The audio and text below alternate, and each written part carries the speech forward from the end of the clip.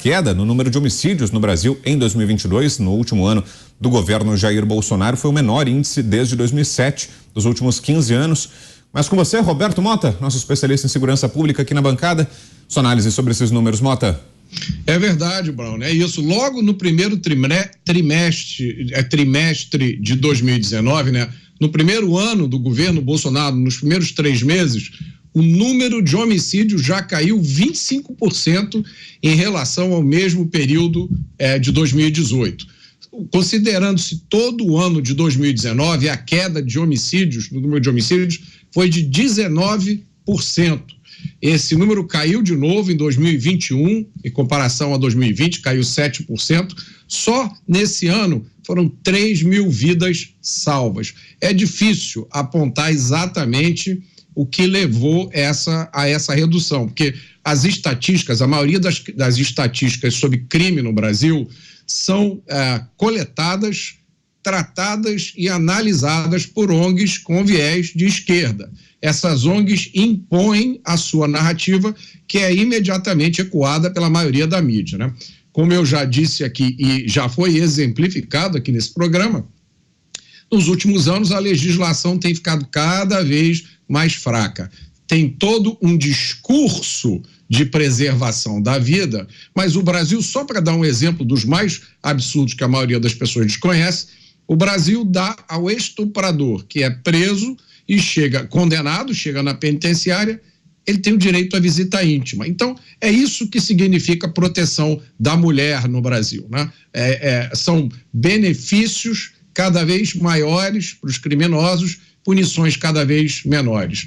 Essa queda no número de homicídios que aconteceu no governo Bolsonaro aconteceu apesar dessa tendência, né, que ainda continua na lei, no ativismo judicial. É provável que um dos fatores que colaborou para a redução do número de homicídios tenha sido a mudança de atitude do governo federal em relação aos assuntos de segurança pública. Por quê? Desde que eu comecei a me interessar por esse assunto, pela primeira vez, eu vi um governo federal articular claramente uma coisa com a qual a maioria de nós vai concordar. É uma visão de que o criminoso deve ser punido e de que a preocupação do Estado tem que ser, primeiro, com o cidadão de bem, não com o bandido.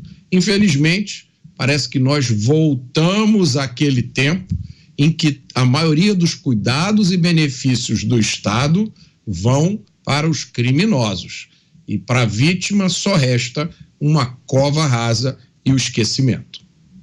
Avinato. Olha, me entendam bem, eu não estou discordando do Mota nisso, mas tem um prisma que eu quero deixar bastante claro.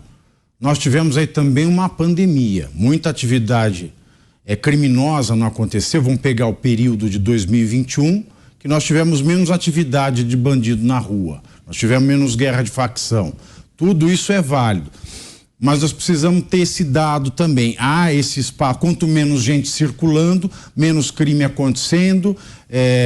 Tanto é que se fala em São Paulo para falar que a polícia de São Paulo diminuiu a sua letalidade. Os horríveis policiais não mataram tanto nesse período em comparação com o período anterior, porque tem o fator pandemia. Menos atividade na rua, menos criminalidade na rua. A gente precisa lembrar disso, porque essa estatística, ela é uma faca de 2 gumes. Quando a gente olha para o argumento da letalidade policial com a câmera e o período antes câmera, isso é um perigo.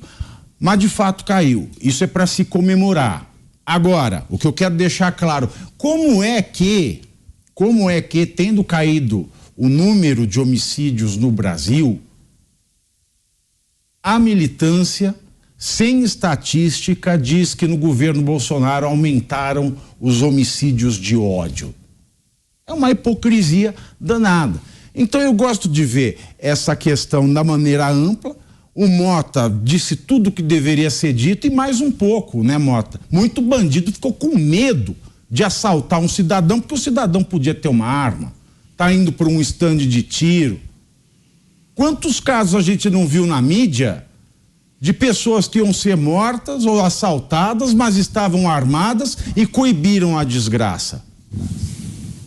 O problema é, além, é claro, da pandemia que ajudou na queda, além de tudo isso que o Mota disse, além do fato do bandido ficar ressabiado porque a população, a vítima pode estar armada, a gente tem agora que se preocupar com a inversão da tendência. Esse que é o problema. Com essa banalização dos crimes em nome do crime contra a democracia, ou seja, um homicídio tudo bem, um homicida não precisa ficar preso preventivamente. O homicida, se perder o prazo da custódia, ele sai. Porque não é um crime democrático, né? Como se existisse crime democrático. Eu temo pela inversão dessa tendência de queda. Era só isso que eu tinha a acrescentar. Oito. Eu fico com um sentimento, né, novamente do cidadão, de que contra fatos não há argumentos. Caiu. A gente pode ponderar, o Pavinato tem razão aqui no fator pandemia no meio disso tudo, mas caiu. Caiu em 2019 já, exponencialmente. 2020 deu uma balançada pela pandemia e este último ano de 2022, o recorde, né, com menor número de crimes de assassinato nesse sentido. Agora, vamos ver como é que vai ser daqui para frente. E eu também tenho a sensação que a perspectiva não é boa. Num governo onde um bandido tem a ousadia de fazer uma live assaltando a população, num governo aonde a Rocha aperta as regras para um cidadão ter a sua arma para proteger sua família, seu comércio ou seu sítio, mas para os bandidos eu não vejo o mesmo aperto, ou teve recadastramento de fuzil das quadrilhas no Brasil?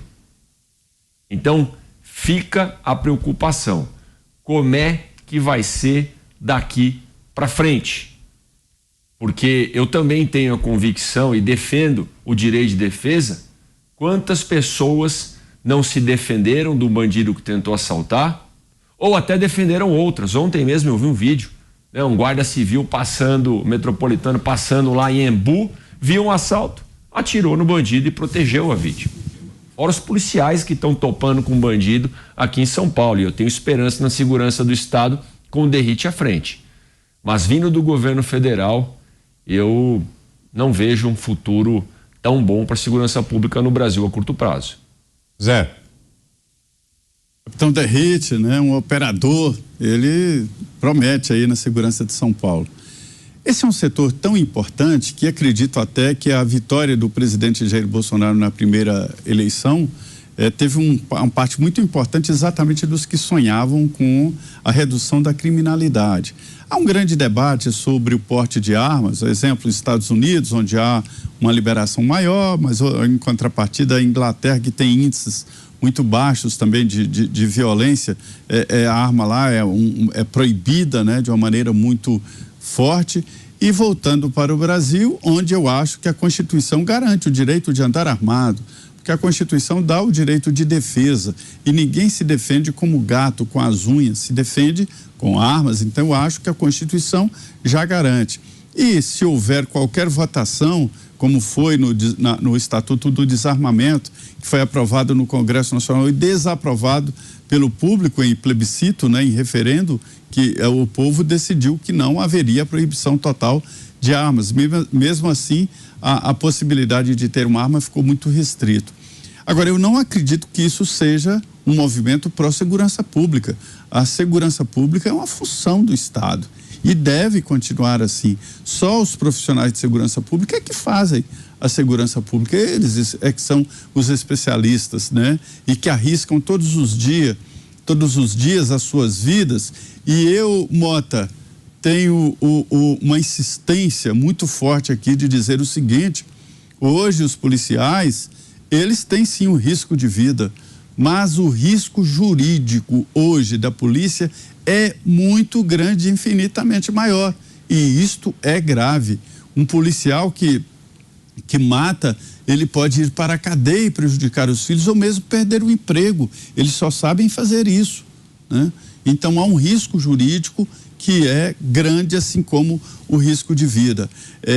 Esta tendência de redução do índice de crimes no Brasil, a tendência já é de aumento, né? Então, é uma tendência clara de que há uma quebra de paradigma. Considero esse assunto tão importante que acho hoje que o Ministério da Justiça é Ministério da Segurança Pública e Justiça, porque a Justiça era muito importante quando o presidente dependia do Supremo e que agora volta, né, a ter um ministro que dialoga com o Supremo. Tinha que ter o Ministério da Segurança Pública. Isso é muito importante e o povo sente exatamente falta disso.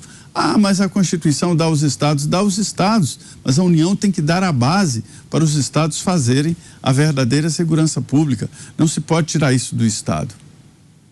A gente já vai seguir nesse assunto, eu sei que o Mota tem um complemento, já te passo, Mota. Antes, preciso mais uma vez passar lá pela nossa enquete, a gente vai conferir como é que está o resultado de momento. A enquete também é sobre segurança pública, sobre proteção pessoal, sobre o acesso a armas de fogo. A pergunta é exatamente, você acha que o acesso a armas de fogo deve ser facilitado, sim ou não? Agora 90,35% dos que já votaram disseram que sim e 9,65% que não.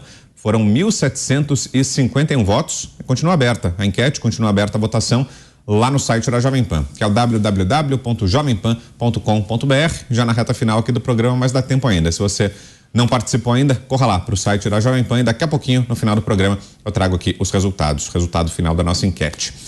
Agora sim, Roberto Mota, temos mais um minutinho, Mota. Olha, só para complementar aqui, os homicídios vêm caindo desde 2017, né? 2017 foi o ápice, dependendo da fonte, o Brasil teve entre 59 ou 65 mil assassinatos em 2017. Como eu disse antes aqui, ninguém sabe direito as causas da queda, porque os dados, a forma que eles são coletados, não permitem essa análise. Então, você tem um homicídio, por exemplo, que é um bandido matando outro bandido. Você tem um homicídio que resulta de uma disputa doméstica. Você tem um homicídio que é uma briga de bar. Você tem um homicídio que ocorre no assalto, né, que no Brasil é chamado de latrocínio. Os dados, como eles são coletados e informados, não permite que se faça essa análise. Agora, São Paulo tem sorte, né? Porque São Paulo, além de ter o Derrite, né, no comando da segurança, que é realmente um cara espetacular, ele tem um conhecimento operacional e teórico. São Paulo, a equipe do Derrite também está com o João Henrique Martins, que é o pesquisador mais preparado que eu conheço na segurança pública. Ele criou uma metodologia nova para se analisar esses dados e permitir realmente identificar, por exemplo, no caso da queda dos homicídios, o que está acontecendo. Então, parabéns a São Paulo, vocês têm sorte. Mas temos que ter cuidado, hein? Porque se a câmera de segurança nos uniformes dos nossos policiais não for adaptada de maneira racional, se ela ficar ligada 12 horas ininterruptas do jeito que está hoje na rota ostensiva, a gente vai ter só queda na taxa de mortalidade bandido. Que o bandido não vai se inibir mais, não. O bandido está se encorajando. E essa câmera, do jeito que está, vai aumentar a criminalidade de São Paulo. Isso tem que ser revisto.